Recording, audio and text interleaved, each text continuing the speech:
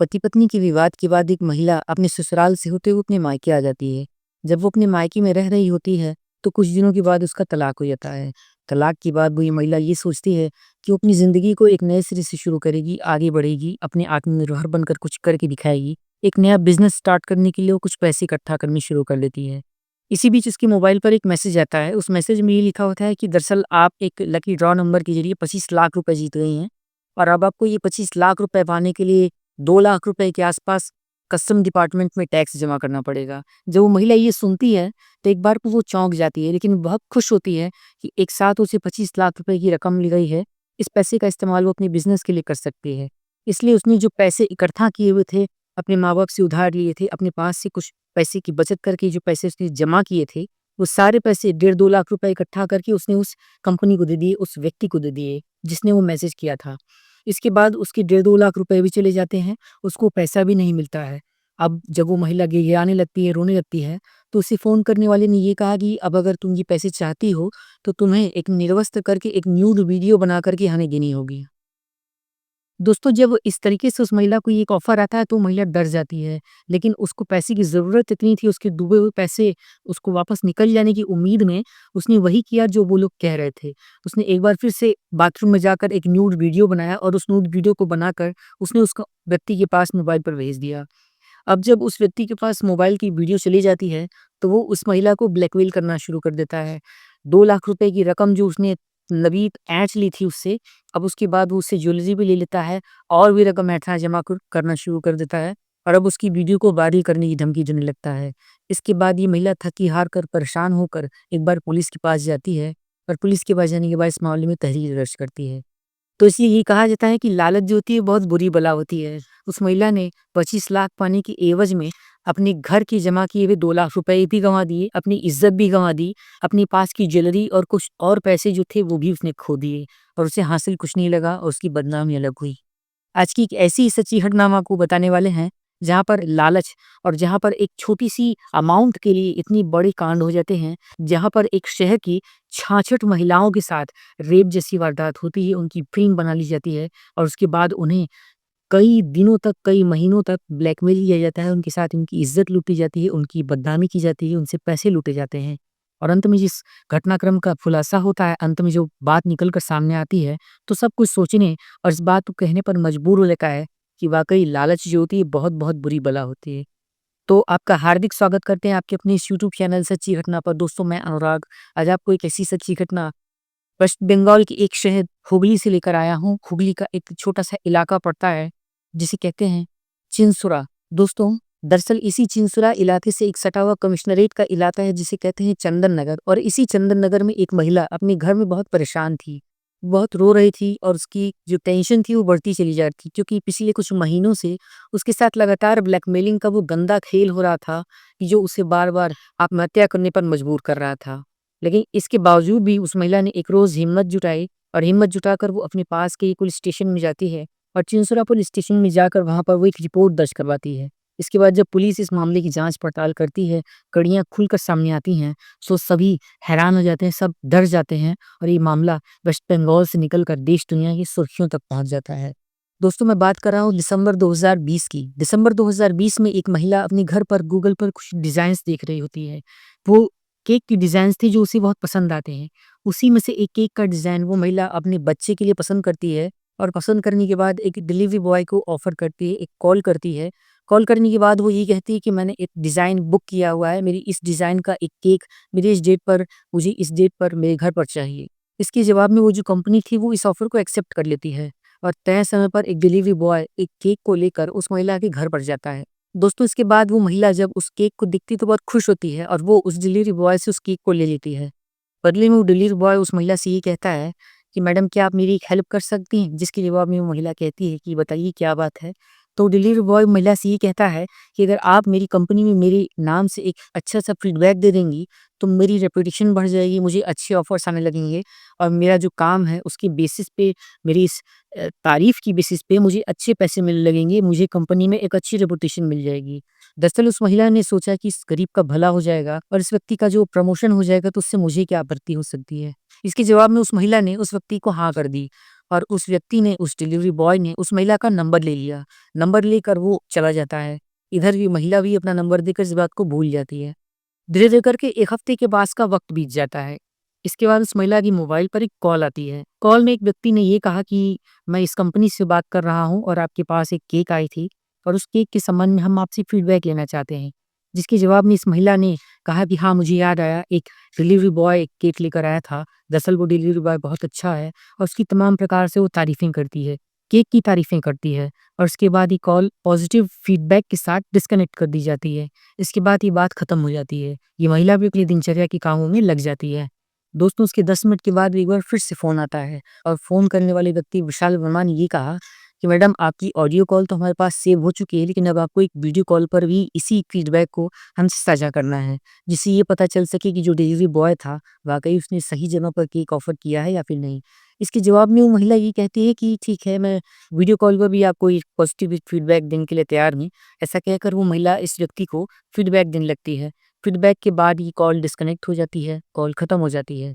इसके बाद 1 हफ्ते के बाद एक बार फिर से एक वही व्यक्ति, विशाल वर्मा नाम का व्यक्ति, इस महिला को कॉल करता है और कॉल करने के बाद उस महिला से यही कहता है कि आप अपना मोबाइल चेक करिए, आपकी मोबाइल पर एक वीडियो आई है।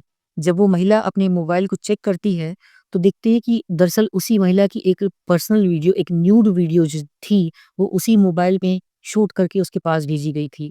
जब उसकी मोबाइल पर इस तरीके से वीडियो आती है, तो तत्काल वो महिला हड़बड़ा जाती है, घबरा जाती है।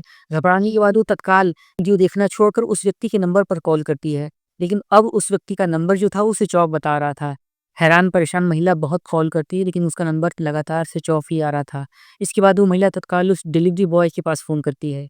डिलीवरी बॉय के पास फ़ोन करके वो जैसे ही इस बात को कहना चाहती है कि क्या हुआ, ये कौन-सा वीडियो मेरे पास भेजा गया है और मैंने तो एक पॉज़िटिव फीडबैक भेजा था, लेकिन उस फीडबैक के बावजूद मेरे पास एक ऐसी गंदी वीडियो आई है जिसमें मैं ही दिख रही हूँ। तो इसके जवाब में वो डिलीवरी बॉय ये कहता है कि तुम ठीक समझ रही हो और ये तुम्हारी ही वीडियो है और अब अगर तुमने हमें इतने पैसे नहीं दिए तो हम तुम्हारी ये वीडियो को सोशल मीडिया पर वायरल कर देंगे, तुम्हारी इज़्ज़त जो होगी वो नीलाम हो जाएगी, तुम कहीं की नहीं रहोगी। ऐसा कहकर वो महिला को डराना और धमकाना शुरू कर देता है। इसके जवाब में वो महिला उस व्यक्ति से रोना-गिड़गिड़ाना शुरू कर देती है, लेकिन वो व्यक्ति कहीं से मान नहीं रहा होता है और वो कॉल धमकाकर कट कर देता है। 1-2 दिन के बाद एक बार फिर से ये महिला, उस दिन बाद ये एक बार फिर से उस व्यक्ति के नंबर पर कॉल करती है, कॉल करके इससे माफ़ी माँगती है, इससे पूछती है कि मैं आपके चंगुल में तो फँस ही गई हूँ, अब बताइए मुझे करना क्या है? आप मेरे साथ ऐसा क्यों कर रहे हैं? जिसके जवाब में विशाल वर्मा अपने उस डिलीवरी बॉय दोस्त के साथ ये कहता है कि दरअसल हम आज शाम तुम्हारे घर पर आ रहे हैं और हम घर पर आकर ही तुम्हारे साथ एक अच्छी-सी बात करेंगे और ये तय करेंगे कि हमें चाहिए क्या। इसके जवाब में वो महिला शाम को उस व्यक्ति का घर पर इंतज़ार करने लगती है। शाम को ये दोनों व्यक्ति, विशाल वर्मा और उसका डिलीवरी बॉय दोस्त, दोनों घर पर पहुँचते हैं। घर पर पहुँचकर उसका बाकायदे अच्छे से स्वागत-सत्कार किया जाता है। स्वागत-सत्कार करने के बाद वो महिला पूछती है क्या कि आप अपने मोबाइल से मेरी ये वीडियोज़ डिलीट कर दीजिए, आपको कितने पैसे चाहिए? मैं देने के लिए तैयार हूँ। जिसके जवाब में वो दोनों ये कहते हैं कि हमें तुम्हारी वीडियो नहीं, हमें तुम्हारा शरीर चाहिए। और ऐसा कहकर वो दोनों ज़बरदस्त तरीके से उस महिला को ब्लैकमेल करने के बाद उसके ही घर में उसकी वीडियो बना लेते हैं, उसका रेप करते हैं, उसकी रेप करने के बाद उसकी वीडियो को शूट कर लेते हैं। बारी-बारी से रेप करने के बाद जब उसकी वीडियो शूट हो जाती है, तो पहले जो वीडियो थी वो तो मॉर्फ वीडियो थी, एक एआई वीडियो के माध्यम से फर्जी वीडियो बनाई गई थी। लेकिन अब इन दोनों के मोबाइल में उस महिला की वास्तव में रियल वीडियो शूट कर ली गई थी, जो उसके साथ ब्लैकमेल करके उसके साथ जबरन शारीरिक संबंध करके बनाई गई थी। अब इसके बाद ब्लैकमेलिंग का दौर शुरू हो जाता है और ये धीरे-धीरे करके इस महिला को ज़बरदस्त तरीके से ब्लैकमेल करना शुरू कर देते हैं, जो ये सिलसिला रुकता नहीं है। दोनों, विशाल वर्मा और वो डिलीवरी बॉय, दोनों जब चाहते थे तब इस महिला का रेप करते थे, इसके साथ वीडियोज़ बनाते थे, इसकी वीडियोज़ को सर्कुलेट करने की धमकी देकर इससे पैसे वसूलते थे, इसके साथ रेप करते थे और तमाम तरीके से इसका शोषण कर रहे थे।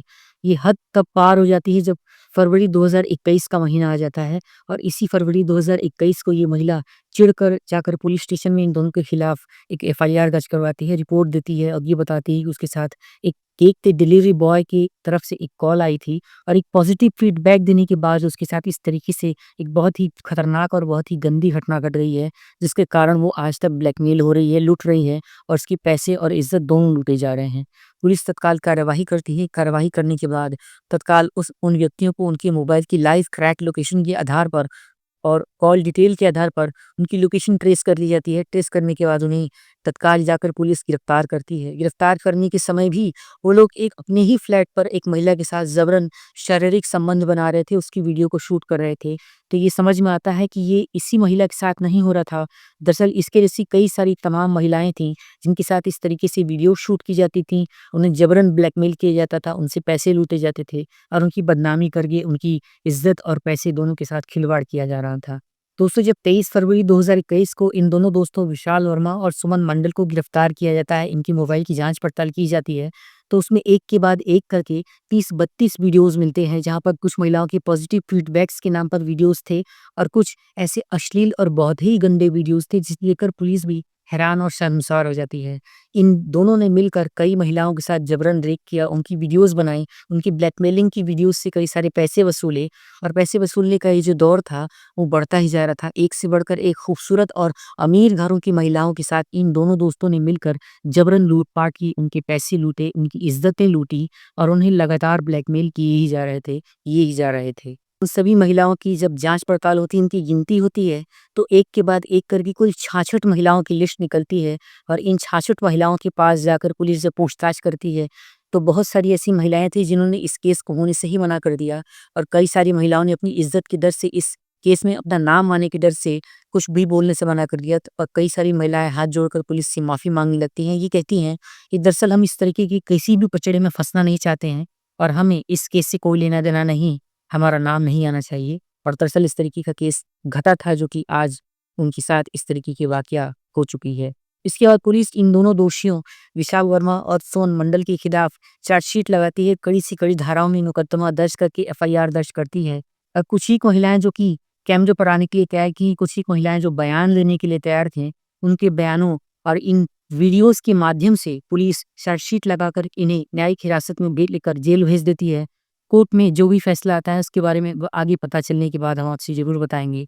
और इसके बाद एक के बाद एक जो महिलाएँ फँसती चली गईं, वो अमीर घरों की महिलाएँ दरअसल इसलिए फँस जाती थीं, क्योंकि ये डिलीवरी बॉय उन्हें कभी पॉज़िटिव फीडबैक के नाम पर तो कभी उन्हें ये कहता था कि हम आपको 50% की छूट दे देंगे, आप नेक्स्ट कस्टमर बनेंगी और आप फिर से हमारे साथ केक का लेने का ऑर्डर करेंगी, तो आपको इतनी छूट मिल जाएगी, उतनी छूट मिल जाएगी। इसके जवाब में ये महिलाएँ जो थीं वो लालच में आ जाती थीं, उन्हें लालच का एक ऐसा नशा चढ़ जाता था कि वो महँगे-महँगे केक्स को भी कम दामों में खरीदने के चक्कर में अपनी इज़्ज़त और अपने पैसे सब लुटा बैठती थी। दोस्तों, इसके बाद ये जो महिलाएँ रहती हैं, ये महिलाएँ अपने केस को ले लेती हैं और इधर जो केस होता है वो आगे बढ़ रहा होता है। इसी तरीके से ये मामला सुर्खियों में आता है और ये 66 की 66 महिलाएँ इस तरीके से एक दलदल में फँस जाती हैं, जहाँ पर ये कहा जाता है कि लालच जो है वो बहुत बुरी बला है। दोस्तों, इस कहानी के प्रारंभ में मैंने एक जो छोटी-सी कहानी आपसे बताई थी, वो कहानी उत्तर प्रदेश के कौशाम्बी ज़िला की थी, शायद आप सभी ने ज़रूर सुनी होगी। लेकिन अगर आपने नहीं सुनी है तो ज़रूर सोशल मीडिया पर कहीं न कहीं वो वीडियो ज़रूर होगी। मैं आपको उसके बारे में भी एक प्रॉपर डिटेल वीडियो बनाकर ज़रूर बताऊँगा। दोस्तों, पूरी सच्ची घटना को सुनाने का उद्देश्य किसी का भी दिल दुखाना या किसी को भी परेशान करना, किसी को भी डिफेम करना बिल्कुल भी नहीं है। दरअसल हम आपको इस तरीके की वीडियोज़ बनाकर, इस तरीके की सच्ची घटनाएँ बताकर आपको जागरूक करते हैं। आपको ये बताना चाहते हैं कि आपकी छोटी-सी गलती, आपकी छोटी-सी लापरवाही, छोटा-सा लालच आपको बहुत बड़ी दलदल में घसीट सकता है, आपको बर्बाद कर सकता है और आप कहीं के नहीं रहेंगे।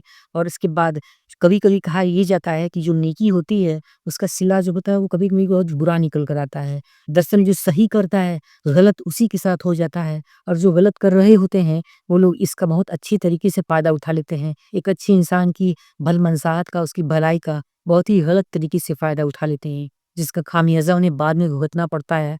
लेकिन फ़िलहाल में गेहूँ के साथ घून पिस जाता है और जो सही लोग होते हैं, उनकी बहुत भद्द पिट्ठी, वो बहुत बेरहमी से उनके साथ कांड कर दिए जाते हैं।